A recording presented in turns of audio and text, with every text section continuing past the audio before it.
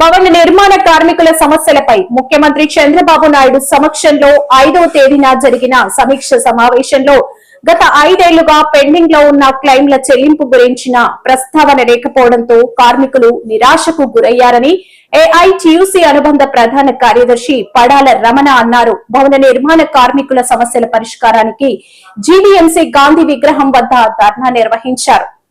Release చేయాలి, pending లో ఉన్న క్లెయిమ్స్ వెంటనే రిలీజ్ చేయాలి.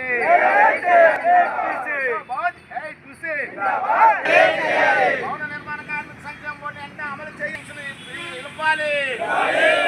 భవన నిర్మాణ కార్మిక పిల్లలకు స్కాలర్షిప్లు ఇవ్వాలి. భవన నిర్మాణ కార్మికుల ఐక్యత, భవన నిర్మాణ కార్మికుల ఐక్యత. Andhra Pradesh building construction workers union రాష్ట్ర ప్రధాన కార్యదర్శి ఏఐటియుసి ఈరోజు ప్రధానంగా రాష్ట్ర వ్యాప్తంగా ఇవాళ అన్ని జిల్లాల్లో మండల అలాగే జిల్లా కలెక్టర్ కార్యాలయం వద్ద మా నిరసనను ఆవేదనను రాష్ట్ర ప్రభుత్వానికి తెలియజేయాలని చెప్పి నిర్ణయం చేసి అందులో భాగంగా ఇవాళ విశాఖపట్నం కలెక్టర్ గారికి మీ ద్వారా మీ ధర్నా అనంతరం మేము వివరణ కూడా ఇవ్వతాం. ముఖ్యంగా భవన నిర్మాణ కార్మికుల సంక్షేమ చట్టం అనేది ఇక్కడ గతంలో అమలయ్యేది. కానీ అమలయ్యేదాన్ని గత జగన్మోహన్ రెడ్డి ప్రభుత్వం వచ్చిన తర్వాత పూర్తిగా నిర్వీర్యం చేసి ఆ నిధులన్నింటినీ కూడా ఇతర అవసరాలు వాడుకున్న సందర్భంలో వీధుల్లోకి ఎక్కినటువంటి భవన నిర్మాణ కార్మికులందరికీ అండగా ఉంటామని చెప్పినటువంటి కూటమి ప్రభుత్వం అధికారంలోకి వచ్చి 2 ఏళ్ల తర్వాత కూడా మా వేదన అర్థం చేసుకొని ఈ నెల 5వ తేదీన ఒక సమీక్ష సమావేశం నిర్వహించారు. మేమందరమీ ముఖ్యమంత్రి గారు ఒక మంచి నిర్ణయం తీసుకుంటారు, గతంలో ఉన్న ప్రభుత్వం చేసినటువంటి నిర్ణయాల కన్నా భిన్నంగా మరిన్ని మెరుగైన సౌకర్యాలు కార్మికులకు అందిస్తారని చెప్పి ఆశించాం. కానీ ఇవాళ ఆశించేటువంటి కార్మికుల కళ్ళల్లో కారం కొట్టే విధంగా ప్రభుత్వం కొన్ని చర్యలు చేపట్టింది. వాటిని మేము తీవ్రంగా ఖండిస్తా ఉన్నాం. ఎందుకంటే భవన నిర్మాణ కార్మికుల సంక్షేమ చట్టం ఇవాళ కొత్తగా వచ్చింది కాదు. గతంలో మా కూటమి ప్రభుత్వం గతంలో కూడా చంద్రబాబు నాయుడు ముఖ్యమంత్రి ఉన్నప్పుడు అమలు చేసేటువంటి పథకాలు ఏవైతున్నాయో అవన్నిటినీ కూడా అమలు చేయాలని మేము కోరుతా ఉన్నాం. ఇవాళ ఇప్పటికే గత ప్రభుత్వంలో అంటే చాలా తెలివిగా ఏమంటే గత ప్రభుత్వాలు చేసేది కాబట్టి మేము ఇస్తే మాకు ఉపయోగం ఏమనేటువంటి ప్రభుత్వం ఆలోచన చేస్తుందని అభిప్రాయం మాకుంది. గతంలో మేము 2019 ఎన్నికల్లో జగన్మోహన్ రెడ్డి ప్రభుత్వం వచ్చిన తర్వాత ఒక్క అప్లికేషన్ కూడా పెట్టలే. అప్పటికే బోర్డు నిర్వీర్యం అయిపోయింది.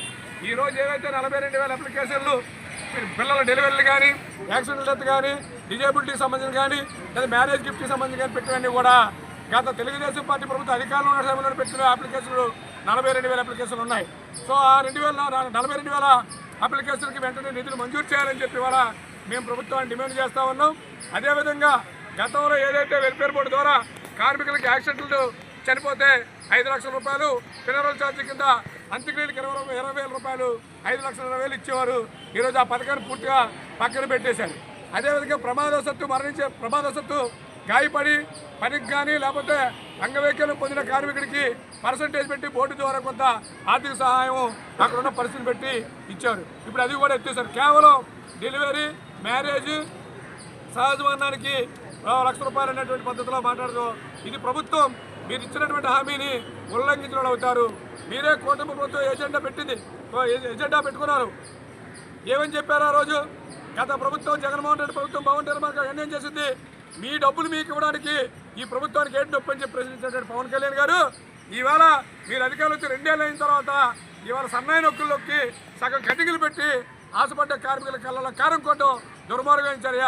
కాబట్టి ఏదైతే భవన నిర్మాణ కార్మిక సంక్షేమ చట్టం ఉందో చట్టంలో పొందుపరిచిన అన్ని అంశాలని అమలు చేయాలని చెప్పి ఏఐటీసీగా డిమాండ్ చేస్తూ ఉన్నాం.